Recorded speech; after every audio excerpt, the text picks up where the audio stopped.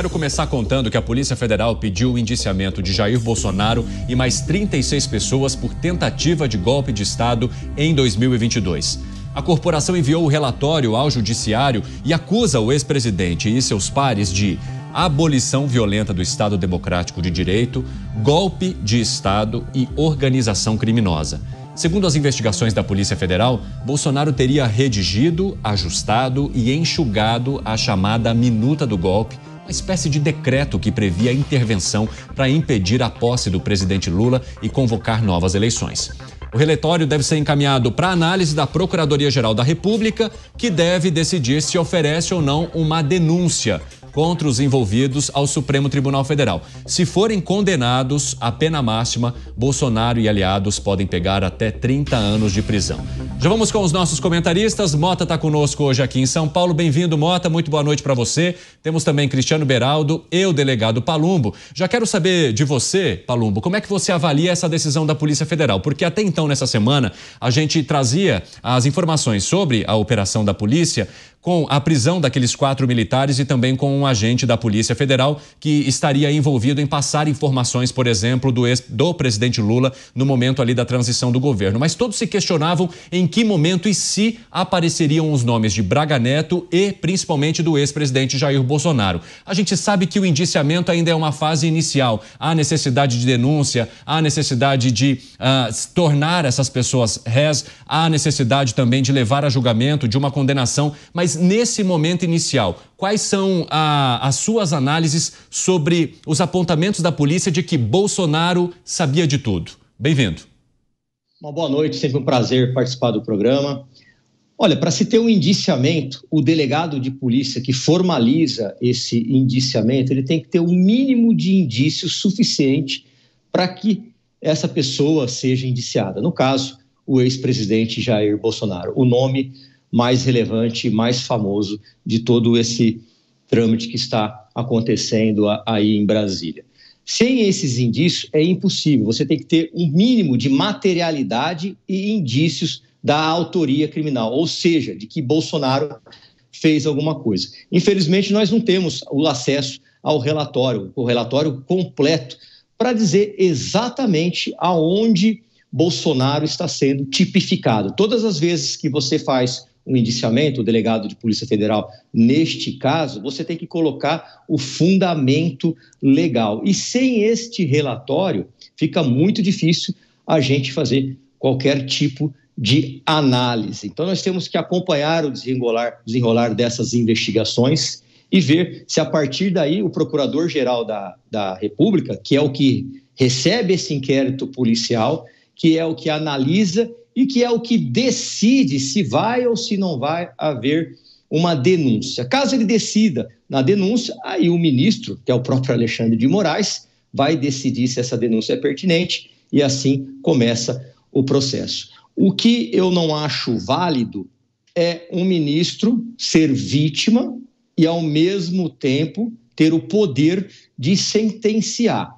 Na minha opinião, o que eu aprendi na faculdade de Direito, quando um juiz está numa situação como essa, de vítima, ele não poderia julgar, ele não poderia decretar prisões, ele não poderia requisitar, e requisição é como se fosse uma ordem, o delegado é obrigado a fazer, não poderia tomar esses atos. O que ele deveria fazer, na minha opinião? Deveria se tornar suspeito. O que acontece com isso? Esse processo vai ser distribuído para um dos outros ministros, e aí o processo correria com mais imparcialidade.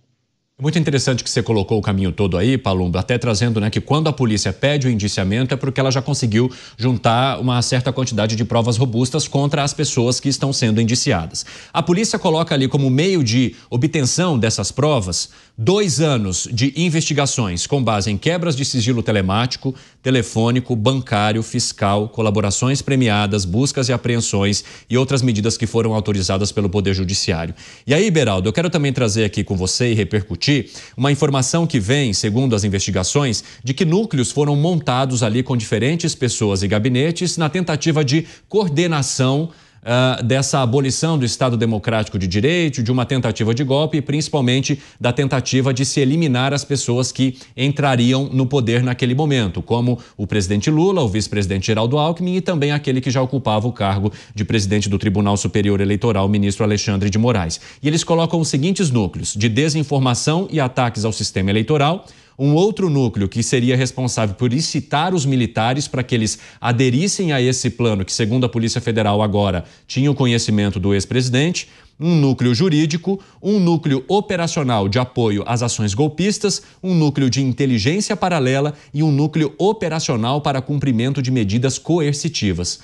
E além do aparato como um todo que a Polícia Federal diz que havia, eu quero saber a sua avaliação também sobre todas essas informações virem à tona assim, a cada dia em que novas situações vão acontecendo. Boa noite para você, Beraldo. Boa noite, Cine. Boa noite, delegado Palumbo. Boa noite, Timóteo. E boa noite à nossa audiência que nos prestigia diariamente aqui nos Pingos nos Is. Cine, a gente está vendo que a Polícia Federal tem uma tese em relação a tudo o que aconteceu, sobretudo dentro do Palácio do Planalto, naquele período pós-eleitoral de 2022, e com base naquilo que investigou, você citou aí quebra de sigilo bancário, telemático, etc., com base nessas informações que foram coletadas, eles estão colocando a sua tese para ser avaliada pelo judiciário. É dessa forma que eu enxergo. E essa tese, ela precisa não só ser fundamentada nessas informações que eles trouxeram, nós não conhecemos ainda em detalhes, mas, enfim, foram trazidas para compor essa tese. Ele precisa também demonstrar, ou pelo menos o curso do julgamento que eventualmente vai acontecer dessas pessoas, precisa mostrar qual era efetivamente o propósito. Quando eu vejo essa quantidade de núcleos e tanta gente ali envolvida e tal, eu já começo a ter um pouco de preocupação em saber se de fato essa história está devidamente amarrada. Porque sabe-se que para que algo seja feito da dimensão que eles estavam ali se propondo, se esse plano estava envolvendo tantas pessoas, estavam tantas pessoas comprometidas com esse propósito, que inclusive, segundo a Polícia Federal, incluía eliminar, né, matar, tirar a vida de adversários, de autoridades e tal, eu acho muito difícil que nada tenha vazado, que nada tenha ficado muito claro ali naquele momento, com provas cabais de que aquilo estava para acontecer. Eu tenho preocupação, Cine, com as notícias que estão sendo aí divulgadas e que colocam a relação do ex-presidente Jair Bolsonaro com toda essa trama que a Polícia Federal colocou, com base em, não, veja, o sinal do celular estava na mesma antena, o documento foi impresso dentro do palácio.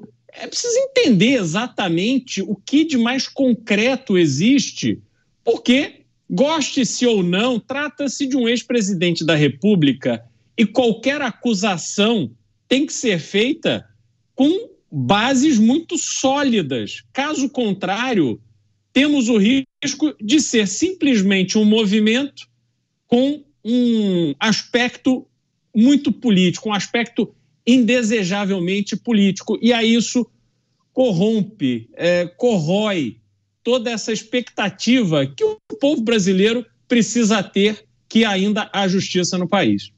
Bom, a Procuradoria-Geral da República tem agora 15 dias para se manifestar e definir se de fato vai denunciar essas pessoas, todas elas que são apontadas ali nesse inquérito da Polícia Federal para o Supremo Tribunal Federal, que então decidirá se acatará essa denúncia para depois iniciar uma fase em que essas pessoas se tornam réus, para que depois, então, possam ou não ser condenadas a partir desse julgamento. E, Mota, falando sobre manifestações políticas, a gente já viu que isso repercutiu bastante, principalmente entre os integrantes do atual governo. O próprio ministro Paulo Pimenta, por exemplo, mencionou a necessidade de que essas pessoas sejam levadas a julgamento no ano de 2025 e de que, de certa forma, as autoridades se acelerem para entender quem seriam, de fato, os culpados por uma organização ou uma tentativa de derrubar o Estado democrático de direito aqui no país. Eu quero saber de você de que maneira que você avalia essas conduções que vão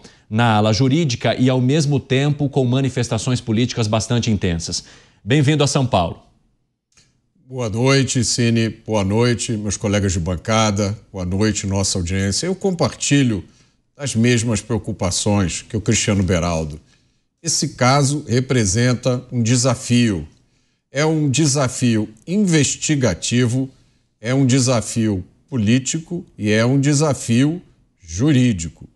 Eu não tenho absolutamente nenhuma condição de comentar as investigações. Parece que algumas pessoas tiveram acesso antecipado e privilegiado a uma série de dados. Como eu não tenho acesso a esses dados, eu não tenho condição nenhuma de comentar as investigações. Quanto à parte política, é um fenômeno mundial a mistura de justiça e polícia com política. Está acontecendo nesse momento no Reino Unido, aconteceu nos Estados Unidos, não é propriamente uma novidade. Agora, quanto à parte jurídica, eu sempre me socorro para isso dos comentários do advogado André Marsiglia, que eu já citei aqui várias vezes. Esses comentários, eles representam a posição de todos os juristas que eu conheço, inclusive promotores e procuradores de justiça. É bom apontar que não se trata de uma questão de opinião. Diz André Marsiglia, se os documentos não demonstram início de execução, não há crime, porque cogitar sem executar, seja o que for, é lícito. Ou não haveria livros e séries sobre crime no Brasil. Diz André Marsiglia também, os fatos são de 2022. Não existe ameaça presente, não havendo razão para se ignorar o devido processo legal para decretar sigilo e deferir medidas de força. Continua o André. Ignorar esses fatos viola a presunção de inocência dos envolvidos. Além disso, o ministro que seria a vítima não pode ser o juiz do caso. Agora, delegado Palumbo, falando um pouquinho sobre as pessoas que estão envolvidas. Além do ex-presidente Jair Bolsonaro, né, tem uma lista com 37 nomes, entre esses nomes, digamos assim, né?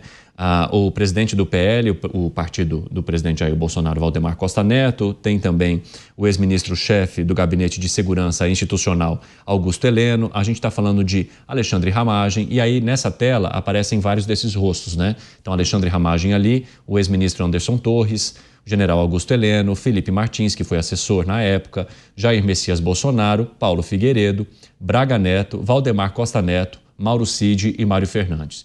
E é uma figura muito central aí e que, inclusive, tem sido abordada pelas autoridades desde o começo, desde quando as investigações começaram, que é Mauro Cid, que hoje fez mais um depoimento e o ministro Alexandre de Moraes decidiu manter, né, essa delação de Mauro Cid. De que maneira que você entende que essa é uma figura central para se compreender o que se passava nesse ambiente que era institucional, mas que, segundo a Polícia Federal, serviu também como um ambiente para o planejamento que poderia levar a uma derrubada ou até mesmo a um impedimento da vontade que foi colocada pelo eleitor, que seria a eleição de Luiz Inácio Lula da Silva?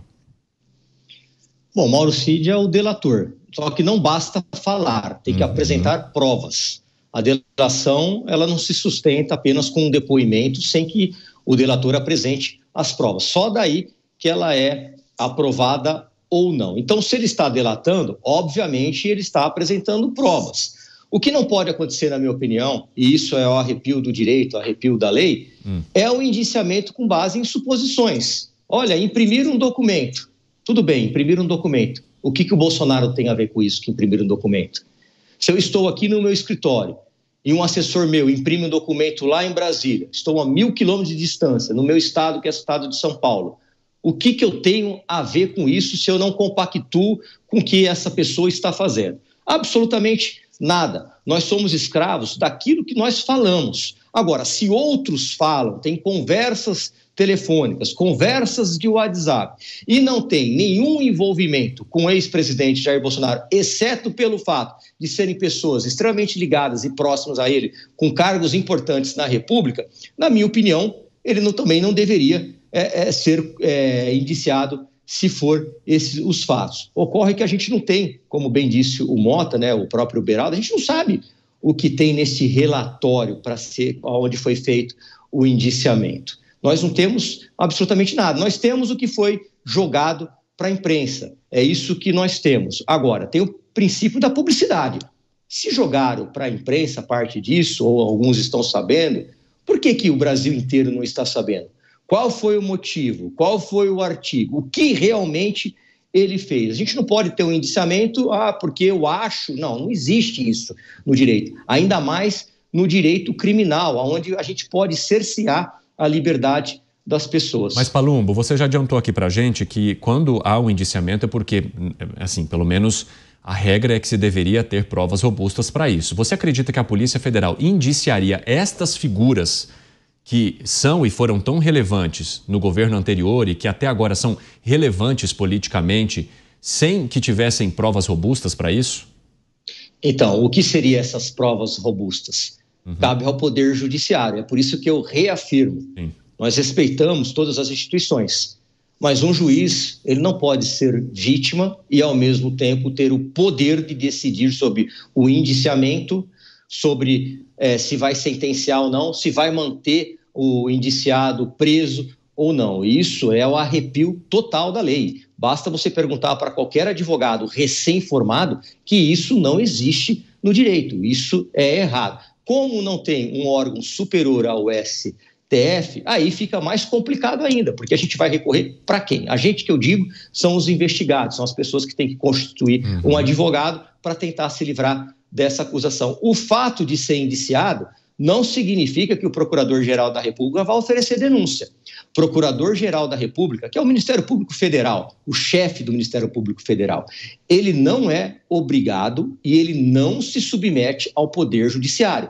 É uma decisão que cabe somente a ele. Se ele optar pelo arquivamento, não vai ter mais o que se fazer. Acho pouco provável. Muito provavelmente, todas essas pessoas serão denunciadas e aí o processo vai correr o seu curso normal. Beraldo, o que a Polícia Federal aponta agora, né, e a partir desse indiciamento de hoje, é de que Jair Bolsonaro sabia de tudo, ou seja, ele tinha conhecimento da organização de um plano de ataque das principais autoridades, ele tinha conhecimento de uma mobilização de parte de alguns integrantes das Forças Armadas que colocariam suas tropas à disposição caso houvesse a necessidade de se impedir que Luiz Inácio Lula da Silva assumisse o cargo. Ele sabia da possibilidade de sequestro e até de tentativa de ataque também ao ministro do Supremo Tribunal Federal. E tudo isso teria sido discutido nesse ambiente ali do Palácio do Planalto, do Palácio da Alvorada. Como é que você avalia essas informações, né? De um presidente da República que teria participado diretamente do planejamento de, principalmente, de ataques a figuras opositoras da política e até mesmo de um presidente do Tribunal Superior Eleitoral. Cine, me parece que a gente está diante de duas possibilidades. Ou é uma tese completamente fantasiosa e, na verdade, não foi isso que aconteceu, ou isso aconteceu e foi gerida por pessoas completamente inconsequentes e irresponsáveis, mas também extremamente incompetentes. Porque, veja, trata-se do presidente da República, que ali naquele momento, segundo está descrito, tem apoio pelo menos de uma parte das Forças Armadas. Jair Bolsonaro, todos sabem, tinha apoio enorme nas polícias estaduais. Se fosse para levar adiante um projeto desse, de tomada do poder, por que não fizeram? O que impediu que fosse feito? Quer dizer, o presidente, segundo está colocado, já estava participando ali ativamente, fazendo revisão de documentos, de minutas, e aí imprimia-se ali o documento, o planejamento do golpe e tal. Então, já estava ali. Aí é preciso entender por que não foi adiante. Por que essas pessoas tão poderosas não levaram esse plano adiante? E depois, supondo que o plano efetivamente fosse esse, como é que eliminar os vencedores da eleição trariam algum tipo de ganho efetivo? Porque não é porque você eliminou os vencedores da eleição que nada vai acontecer. É claro que haveria uma reação brutal contra eles e não faltariam aqueles que se posicionariam na liderança de uma oposição a um governo que fosse tomado pela força. Então, não faz sentido, assim, a história, para mim, ela não está fazendo sentido. Parece faltar alguns elementos para que isso realmente a gente possa olhar e entender que, sim, essas pessoas poderosas tiveram na mão a possibilidade de dar um golpe, por que não deram e o que fariam depois. Quer dizer, uma vez executado esse plano. Ou esse não era o plano todo, tinha ali outros passos que seriam dados, que já estavam ali planejados, ou tem coisa faltando, Cine. Eu não vejo as informações que a gente tem até agora como suficientes para a gente entender tudo o que aconteceu ali. Quero te ouvir, Mota. Eu voto com o relator. Eu acho que vale a pena lembrar que esse processo não é um fato isolado. O presidente Bolsonaro já foi, ou está sendo ainda, é difícil acompanhar, investigado por fraude em cartão de vacina. Tem crime, caso das joias também. Um crime que para mim é inédito. Eu acompanho um pouco a situação de segurança pública do Brasil, nunca tinha ouvido falar desse crime. Também foi investigado pela questão das joias, foi declarado inelegível por ter feito uma reunião com embaixadores, já foi investigado até por se aproximar demais de uma baleia, salvo engano, né? Uma investigação que, felizmente, não deu em nada. Esse é o contexto em que esse indiciamento acontece. Então, eu acho que o povo brasileiro pode ser desculpado se estiver olhando para isso com um certo grau de ceticismo. E também não pode acontecer processo, julgamento e condenação antecipados por parte da mídia. A mesma mídia que, quando mostra uma foto de um bandido botando uma arma na cabeça de uma vítima, chama esse bandido de suspeito. Nós já falamos sobre isso várias vezes aqui. Agora, veja que observação interessante, de novo, o André Marsiglia faz sobre isso. Noto na mídia um esforço para achar alguma ação concreta que não seja cogitação e justificar as decisões. Se o direito ainda vale, continua ele, o esforço deveria ser para explicar o fato de que vítima e juiz são a mesma pessoa e para explicar a competência jurídica do STF. E aí eu acrescento, não se trata absolutamente de fazer defesa de ninguém e nem de fazer qualquer juízo de valor sobre as investigações. Todo mundo sabe do respeito que eu tenho por todas as polícias. O que nós estamos fazendo aqui, e eu cito o André Marsiglia por isso, é só lembrar alguns preceitos fundamentais do direito. Esses preceitos existem por uma razão, para garantir os direitos fundamentais. Quando você abre exceção para um caso, seja lá por que razão for, amanhã a exceção vai valer para todo mundo. Mota, rapidamente, você menciona que nunca ouviu falar em fraude em carteira de vacina, mas nesse caso seria o crime de fraude, né? Eu não sou jurista, não sou policial, eu não tenho a mínima ideia do que é uma fraude num cartão de vacina. Como cidadão, eu não consigo entender que benefício seria auferido por esse ato. E, por último, nem qual é a relevância de uma fraude em cartão de vacina diante de todas as coisas que acontecem no Brasil todos os dias, que a gente comenta aqui, Casos escandalosos que permanecem impunes, decisões transitadas em julgado em todas as instâncias que magicamente são declaradas como inexistentes. Eu não consigo compreender. Talvez alguém um dia tenha uma explicação boa.